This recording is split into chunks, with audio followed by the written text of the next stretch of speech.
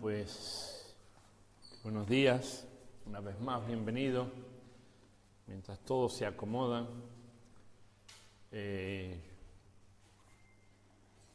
vamos preparando nuestro corazón para recibir lo que Dios tiene en la mañana de hoy. Es un día importante, ¿vale? Es un domingo más del año, un domingo que recordamos, pero parece que lo acentuamos más por decir domingo de resurrección, Pascua cristiana.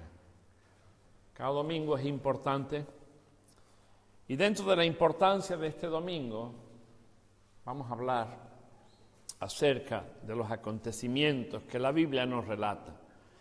Para ello les invito a que abran sus Biblias en el Evangelio de según San Juan, capítulo 10, y vamos a leer dos versículos que están fuera de contexto con lo típico de la llegada al sepulcro, de los acontecimientos y toda esta serie de cosas que sucedieron. En esta lectura vamos a encontrar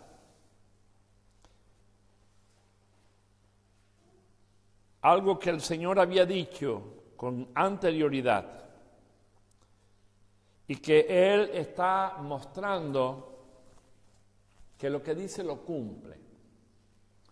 No vamos a hablar aquí de las evidencias de la resurrección. Yo no voy a entrar en ese juego en el que la gente solo por saber, solo por preguntar, solo por indagar más, demuéstrame, dame evidencias de la resurrección. La Biblia habla de evidencias cuando el ser humano vive, cuando el ser humano ha aceptado. Entonces realmente su corazón empieza a entender las evidencias de la realidad de Dios. Empieza a entender las evidencias de esa resurrección. Nos debatimos en palabras, leemos muchísimos libros, buscamos modos y maneras en explicarle a la humanidad que el Señor ha resucitado. Y saben, la inmensa mayoría de las veces todo queda en agua de borrajo. No les ha importado, solo han querido obtener datos. Y dice así el Evangelio de Juan, capítulo 10, versos 17 y 18. Por eso me ama el Padre, porque yo pongo mi vida para volverla a tomar. Nadie me la quita, sino que yo mismo la pongo. Tengo poder para ponerla y tengo poder para volverla a tomar. Este mandamiento recibí de mi Padre. Aquí vemos una aseveración, una afirmación tácita que el mismo Señor Jesús hace. El apóstol Pablo, ya se mencionó antes, hablaba acerca de que si Cristo no hubiese resucitado, vana es nuestra esperanza. Un acontecimiento como este nunca se dio en la historia. Era el primer acontecimiento y además con todo el precedente de lo que había sufrido Cristo en los días previos a su muerte. Yo no sé si ustedes han visto el látigo romano. Según el número de cuerda, es el número de bolas, y son bolas con unos picos de hueso de pollo que les incrustaban. Cada golpe, si tenía 3 bolas, eran 3 golpes. Si tenían varias tiras, según el número de tiras, podían dar hasta un total de 40 golpes. Cada golpe laceraba la piel. Incluso llegaban a romper las costillas y los nervios intercostales, y eso produce un dolor terrible, una sangría impresionante. También el atravesar las muñecas y los metatarsianos de los pies, todo eso produce un dolor impresionante porque ya no solo es el sangrado, son los nervios principales, los paquetes nerviosos que pasan por ahí y que producen un dolor impresionante. A todo ese dolor, a todo ese derramar de sangre, es enterrado, es muerto y enterrado. Ya no hay esperanza, todo se había desvanecido, cada uno fue por su cuenta, todos llevaban una angustia en su corazón, pero bendita mañana del domingo, amaneció en Israel, amanece en todo el mundo, pero no siempre a la misma hora. Aquí puede amanecer más temprano que en Israel, o en Israel amanece más temprano. Según donde estés, ves el amanecer más temprano o más tardío. Allí amanecía en aquella tierra, tierra en la cual le vio nacer, tierra en la cual él vivió, tierra en la cual él participó, tierra en la cual unos 300 kilómetros él se movió predicando el Evangelio. Ahora esa tierra deslumbraba y mostraba la evidencia de lo que él había dicho anteriormente. Yo pongo mi vida para volverla a tomar. Él no se limitó exclusivamente a predicar, a modificar el pensamiento del pueblo judío. Él se dedicó por completo a mostrar que hay una esperanza, que hay una oportunidad, fuera del globo terráqueo, fuera de lo que conocemos en este primer cielo, hay una esperanza para el ser humano. Y esa esperanza la vemos aquí plasmada en su resurrección. Ahí se pinta una cueva, la piedra rodada, y como título, Amanecer de Esperanza. Nadie esperaba, aunque él lo había comunicado, nadie esperaba esa resurrección. E incluso a escondida, la noche anterior, la noche del sábado, los judíos todavía estaban recogidos, la guardia romana sella aquella piedra, una piedra de 2 toneladas, que eso hace falta mucha gente para poderla desplazar. Y si algún día tienen la oportunidad de ir allí, al lugar del enterramiento, verán el surco grande que hay, por donde la rueda esa redonda se deslizaba y allí quedaba estancada. Se necesita unos cuantos hombres para mover 2000 kilos de piedra. Aunque esté rodada, hace falta mucha fuerza para llevarla y sacarla del lugar. Nadie podía hacerlo. Aquello estaba sellado, estaba lacrado para dar certificación. Allí nadie iba a invadir aquel sitio. Sin embargo, amaneció una mañana llena de luz, una mañana de esperanza, que aquellos seguidores de Jesús no esperaban. Aquellas mujeres y hombres con el corazón compungido querían acercarse a la tumba para darle la sepultura digna de un ser humano, ungirlo, asearlo, echar los aromas, las especies, para que tuviera el entierro que corresponde a una persona. La gran sorpresa en aquella mañana, a pesar de la tristeza y la confusión, la gran alegría con que son recibidos. Y llegan aquellas mujeres al sepulcro. Y fíjense que era necesario, porque así es el pueblo judío, el testimonio de la mujer no tenía ninguna validez para ellos. Era la validez del testimonio del hombre. Y tenían que ser hombres los que proclamaron: el Señor ha resucitado, ya no está en la tumba. Fíjense que la piedra no fue quitada para que Jesús saliera.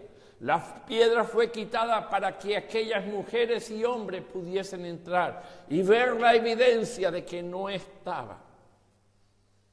Si hacen un estudio de la fisiología del cuerpo humano y ven todo el tránsito por el que él tuvo que pasar, los golpes que tuvo que recibir, el ser lanceado para romper todo lo que es la pleura y el pericardio, que es donde va el corazón cerrado, Allí salió el líquido pleurítico y salió el líquido cardíaco que, dicen, se mezcló sangre con agua.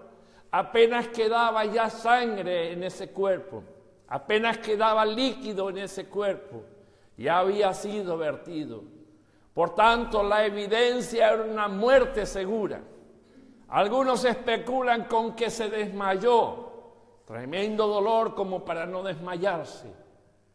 Pero las heridas que él tenía, las que le habían sido infligidas, quedó seco.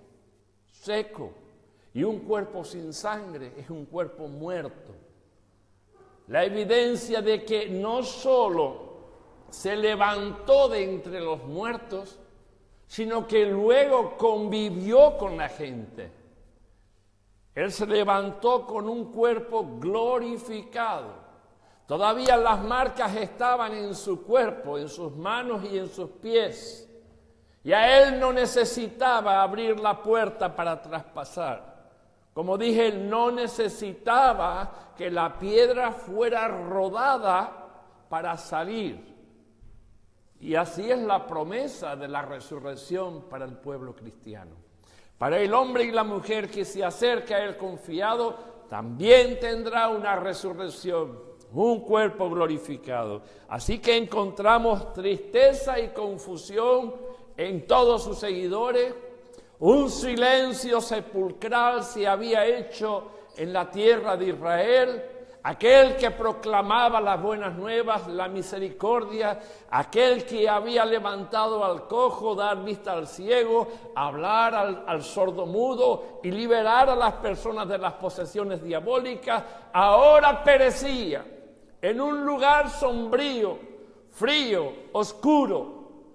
Si ustedes ven el lugar donde les puso, era una piedra plana. Aquello es terrible, el entrar allí solo te da escalofrío. Ver aquel lugar donde yació, donde fue puesto, y estaba envuelto en una sábana. Tenía un sudario y una sábana por encima. Esa no es la forma el que el judío tiene de envolver un cuerpo. El judío envolvía el cuerpo con vendas, lo cubría por completo y después las especies aromáticas eran fundidas y quedaban como una goma pegajosa y era untada con eso. A Jesús no hubo tiempo para hacerle eso. Fue levantado de entre los muertos, pero eso estaba aconteciendo sin haber amanecido. Y ya cuando amaneció, aquellas mujeres no querían romper los requisitos de la ley para poder salir. Desde las 6 de la tarde del viernes a las 6 de la tarde del sábado era el Sabbat, la fiesta judía. Y ya casi las 6 de la tarde en Israel es oscuro.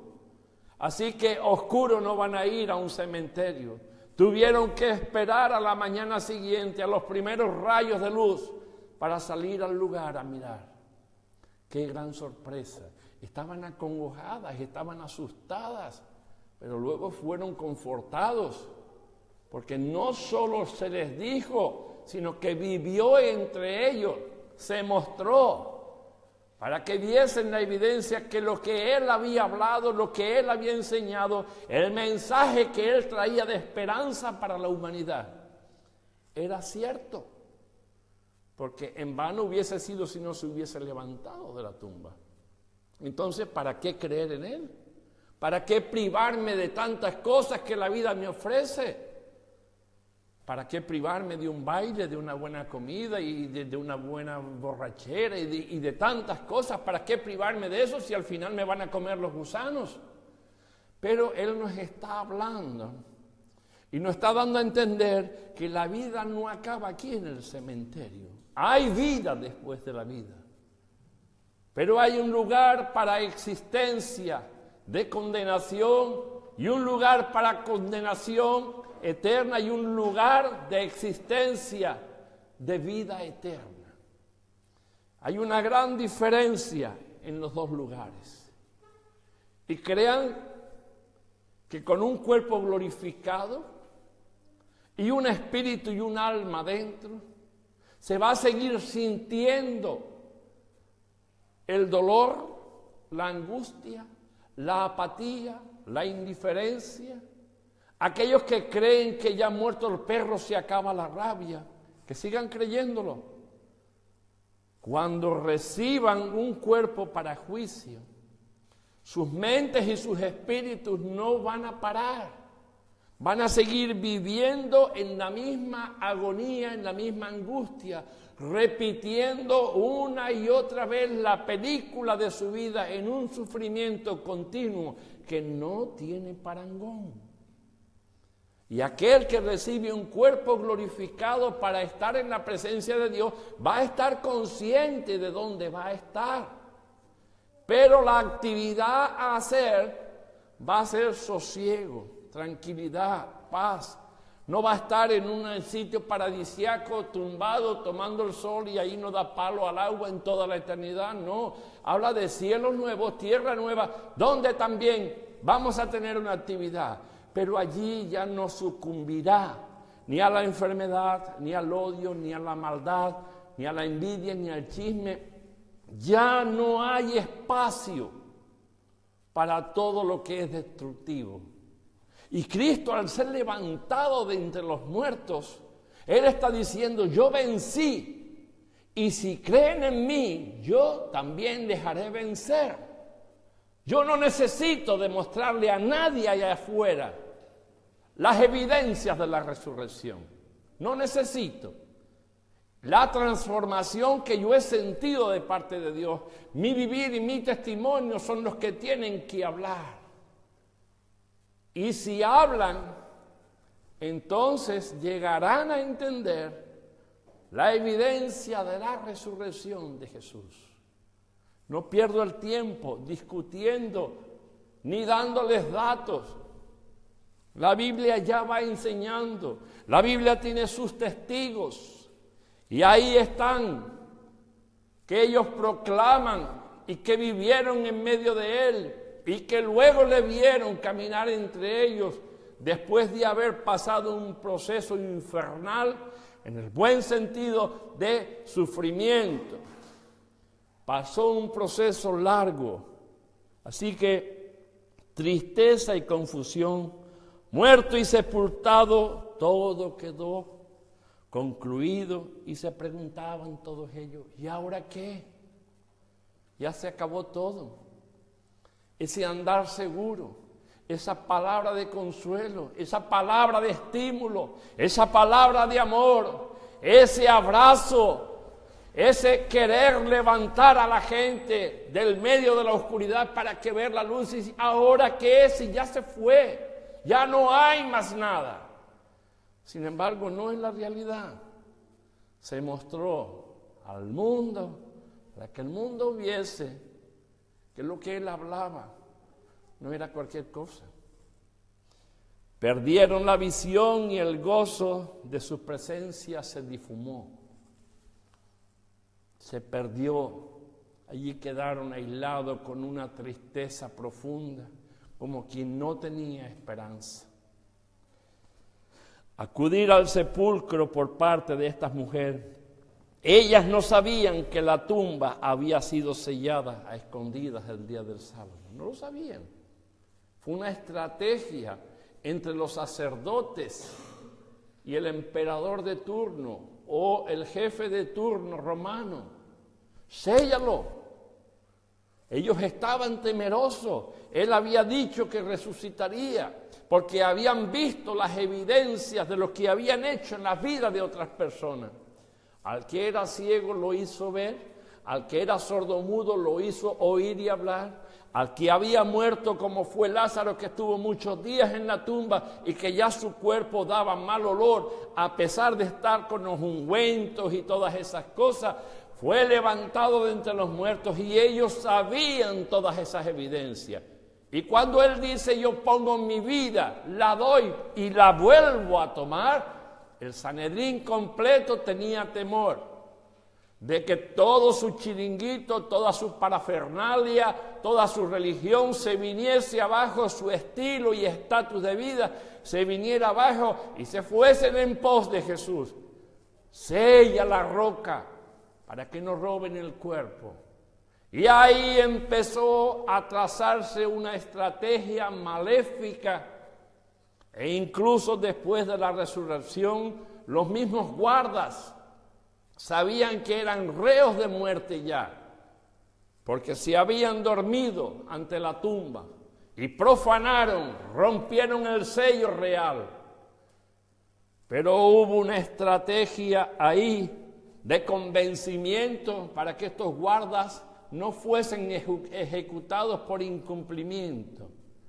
Todo fue tapado, todo ha sido especulado, pero por más especulación que el hombre quiera poner o echar sobre estas evidencias, cuanto más basura quieran poner, mayor se hace la evidencia, la realidad. No importa lo que usted quiera decir, no importa lo que usted quiera echarle, eso son fantasías, eso son pamplinas, eso no son realidades. Experiméntela usted y entonces luego podrá hablar de realidad o no. Es muy fácil desde la tribuna decir esto no es real. Baja al ruedo, experimenta en tus carnes el encuentro personal con Jesús. Cree lo que Él está diciendo y entonces vas a sentir tú mismo, en tu ser, vas a sentir la evidencia de la resurrección. Así que no necesitamos convencer a nadie. No es nuestra labor convencer. Es nuestra labor enseñar a un mundo que está sufriendo que hay una oportunidad para él. Que la vida no se acaba aquí en el cementerio, que hay vida después de esta vida. Pero hay solo dos lugares. O eternidad con Cristo o eternidad sin Cristo. Y por amor a nosotros, se dejó traspasar, se dejó matar, se dejó abofetear. Le hicieron lo habido y por haber. ¿Ustedes han visto la corona de espinas que le pusieron? ¿Han visto cómo son las espinas? Las espinas son tan grandes como mi dedo, así de larga. Y no fue una coronita quien la hacían, era como un casco. Se lo ponían y luego le dieron con la vara y le enterraron. Si hay zona que sangre muchísimo, es el cuero cabelludo. Y lo que más duele es el cuero cabelludo, todo el sistema nervioso que circula por aquí, por el cuero cabelludo, produce un dolor impresionante. Usted hace una trepanación en el hueso y duele. Cuando ha quitado el trocito de hueso y mete el dedo y toca los sesos no duelen. Lo que duelen son todos los nervios periféricos que irrigan, que gobiernan todo lo que es la piel que nos reviste. Así que ellos no sabían que la tumba había sido sellada. Estaba lejos de sus pensamientos el evento de la resurrección. Todavía no habían entendido.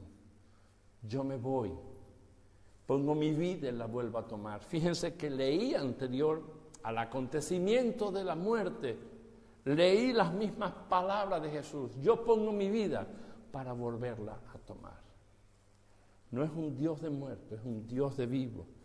Estaban en un bajo estado de ánimo, decaídos, tristes, porque si se hubiesen muerto de una enfermedad todavía, pero de una forma tan terrible, el alma de aquellos que le conocían estaban angustiados, afligidos, apenados, no había forma de poderlos consolar.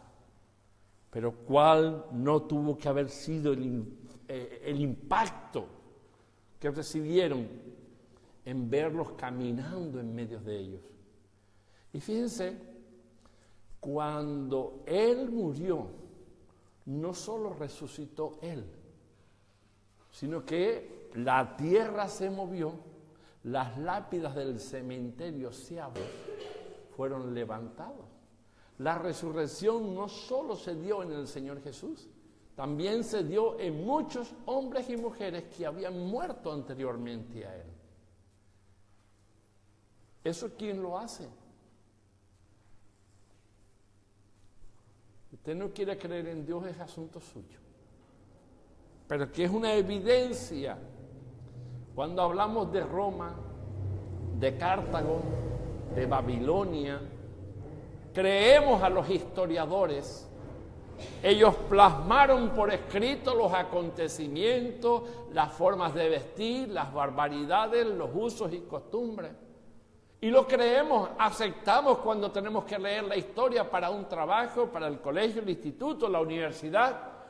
¿Por qué no creer esta evidencia? Es más difícil no creerla que creerla.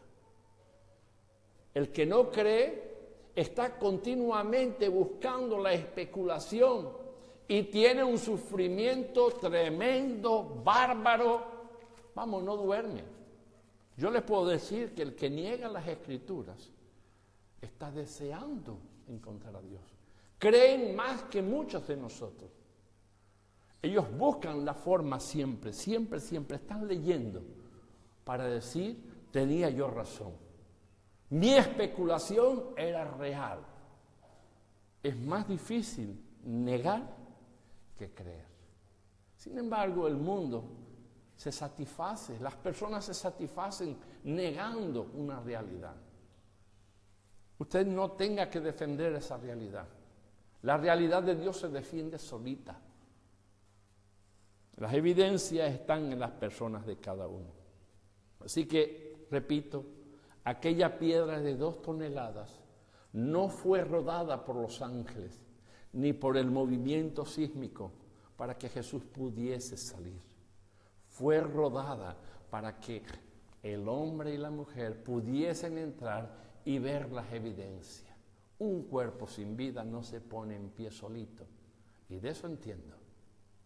He tratado con muchos, he visto muchos, y lo único que he logrado de ver de un cuerpo muerto es que se sienta por los gases. Pero resucitar no. Estar en un ascensor, llevarlo, y de buenas a primeras se te queda sentado en la camilla. ¿Y esto? Es por la acumulación de gases de la descomposición. Se te queda sentado y te quedas en 33, pero eso no es resurrección, ¿vale? Eso es por la descomposición física del cuerpo, nada más. ¿Por qué de su resurrección? Porque cuando murió tu pecado. Porque Él llevó sobre sí la maldad del ser humano. Lo que yo merecía y merezco era haber ocupado aquel lugar. Sin embargo, Él dice, no, yo ocupo tu lugar. Cuando resucitó por tu esperanza. Él no necesitaba ser muerto, no necesitaba haber venido, pero amaba su creación y amaba al ser creado. Y si resucitó, fuera para que tu esperanza se hiciese firme, fuerte. La vida es efímera, recuérdenlo. Hoy estamos, mañana no. ¿Recuerdan dónde vas a pasar la eternidad? Pregúntatelo. Cuestiónate. Cuando Él resucitó, su tumba cambió de residencia permanente en vivienda personal. Un lugar que retiene un cuerpo que se corrompe. Pero la Biblia nos enseña la promesa de Dios que al son de trompeta y voz de arcángel, los que han muerto en Jesús resucitarán primero. Es decir, que aquellos que están en la tumba, aunque hayan perdido su carne, aunque se hayan secado sus huesos, al son de trompeta y voz de arcángeles, los sepulcros se abrirán y serán levantados con un cuerpo glorificado. No conoce la muerte, es capaz de atravesar, de moverse. No está sujeto a tiempo, espacio, eso es difícil de entender. Cuando Cristo resucitó y fue levantado a los cielos, los mismos ángeles le decían, ¿por qué miráis al cielo? En la misma forma en que fue, también vosotros seréis levantados. Porque díganme, cuando Dios habla de cielo nuevo y tierra nueva, ¿de qué me sirve un cielo nuevo y una tierra nueva si no tengo cuerpo para moverme? Solo un espíritu. El espíritu no necesita ni espacio ni tiempo. Purula, se mueve donde quiere y todo es de Él. Sin embargo, cuando Él dice, yo he ido a mi Padre y a vuestro Padre, a mi Dios y a vuestro Dios, a preparar ¿qué cosa? Morada. ¿Necesita mi alma una morada? ¿Necesita mi espíritu una morada? No. Está hablando de una evidencia de una resurrección física, pero que ya no está sujeta ni a tiempo ni a espacio. Que ya no pasa por ese cuerpo glorificado la muerte, ni el pecado, ni la desidia, ni el odio, ni la venganza, ni el rencor. No va a suceder nada de eso. Por eso, al son de trompetas y voz de arcángel, el Señor desde una nube todavía no tocará el cielo, bajará a llamar a sus santos. Aquellos que han muerto serán sacados de sus tumbas y serán levantados. Y si fue incinerado, se le dará un cuerpo nuevo, que no se preocupe por ese asunto. Hay una gran preocupación. No, yo prefiero la resurrección, porque si mi cuerpo lo queman, cuando el Señor me llame, oiga, ¿de dónde hizo Dios al hombre? Del polvo de la tierra, pues Él volverá a dar un cuerpo glorificado. Así nomás. ¿Por qué vamos a complicarnos la vida? Yo lo creo. Yo no sé hacerlo. Pero si creo que Dios creó al hombre y a la mujer, creo que también es capaz de levantarme de entre los muertos. Y ahora fíjense, esa es una parte. Y la otra, los que queden vivos. Oiga, yo no conozco la muerte, pero que dice que cuando Cristo venga a buscar a su iglesia, los que estén vivos, así como nosotros, vivitos y coleando en estos momentos, automáticamente así nos va a llevar. Ahora, yo no sé qué cuerpo tendré arriba, si tendré menos barriga, si seré más bello, más esbelto, yo no lo sé.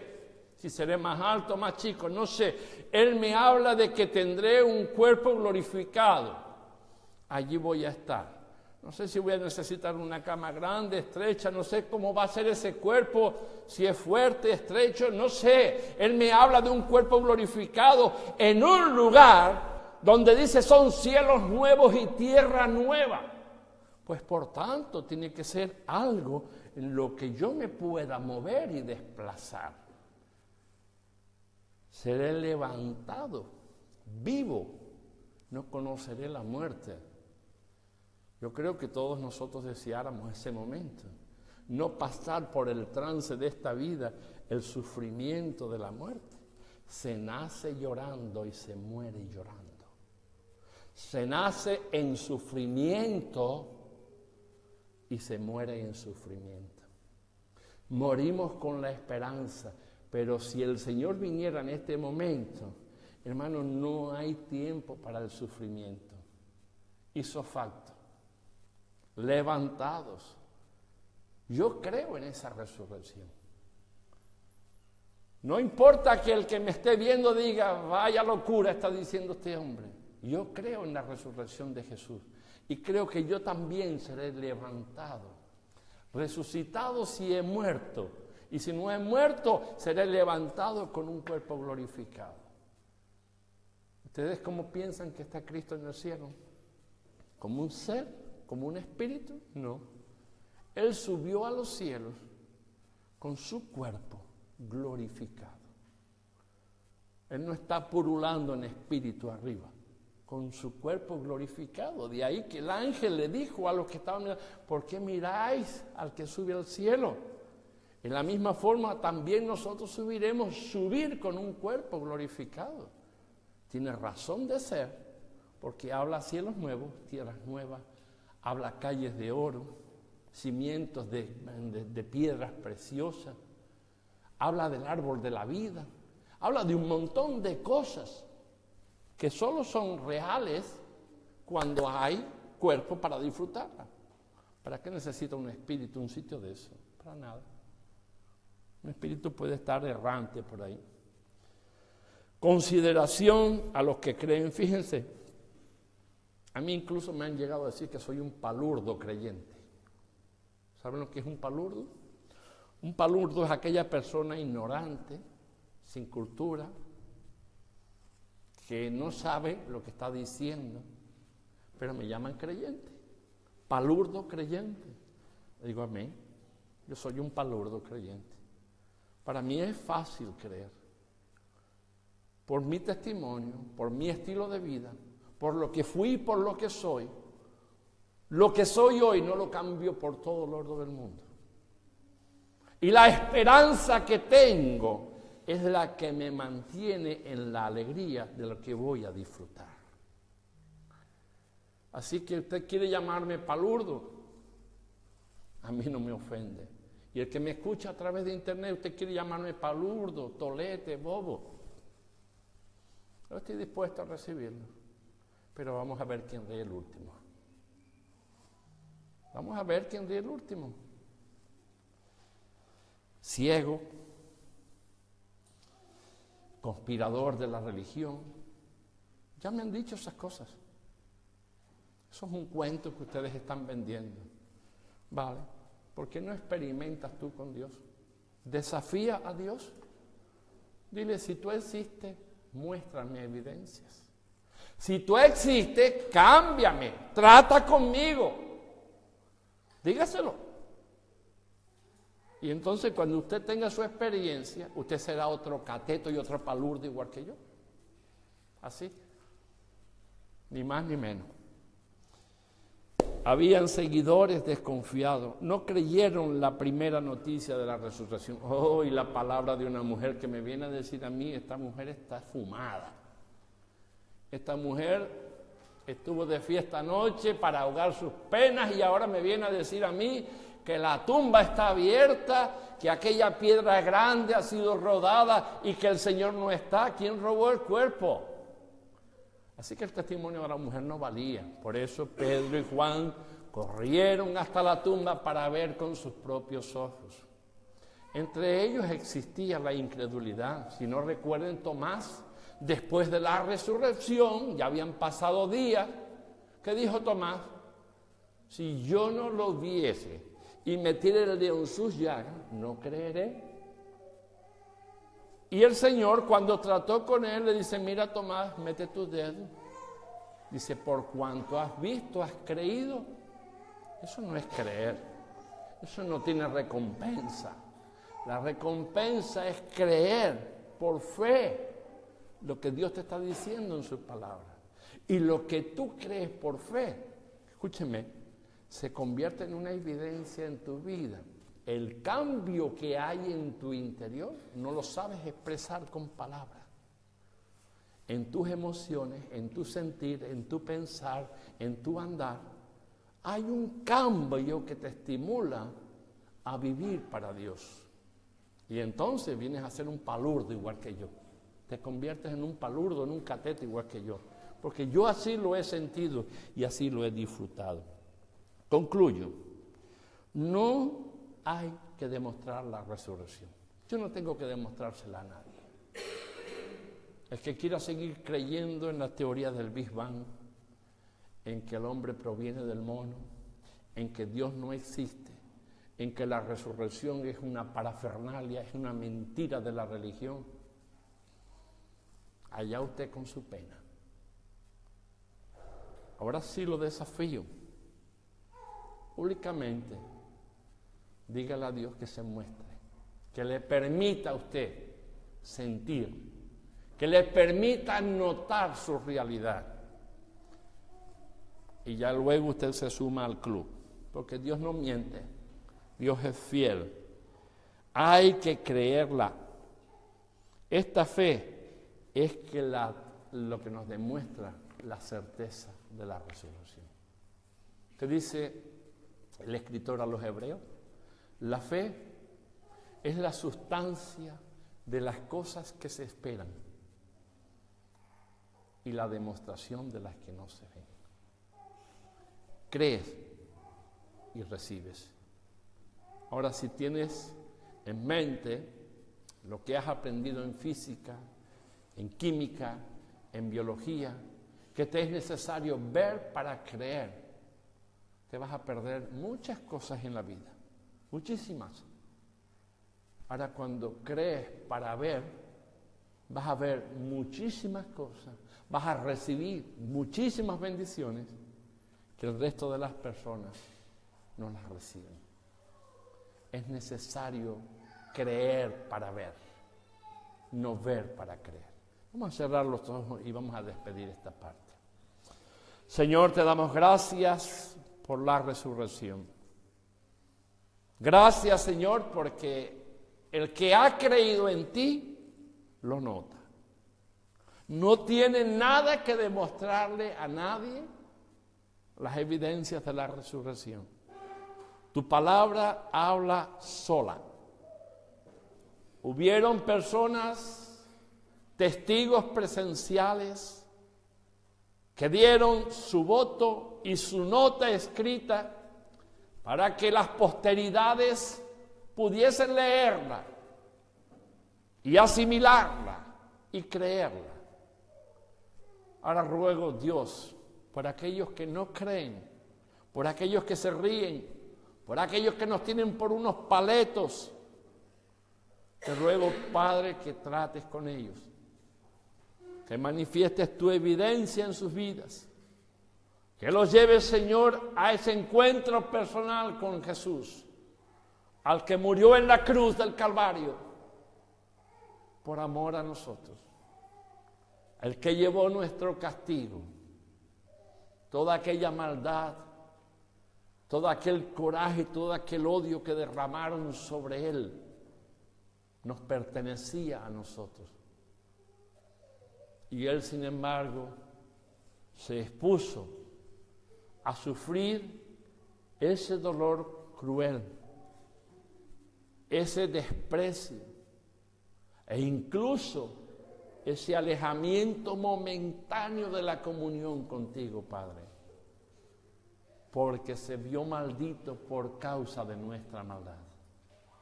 Señor, bendice a esta tu iglesia y que el mensaje de tu palabra cale en el corazón de cada uno. No soy yo, Señor, eres tú el que convence. Tuya es la obra. Nosotros solo tenemos que pregonar, explicar, decir, pero no podemos convencer. Gracias por todo y en todo. En el nombre de Jesús. Amén.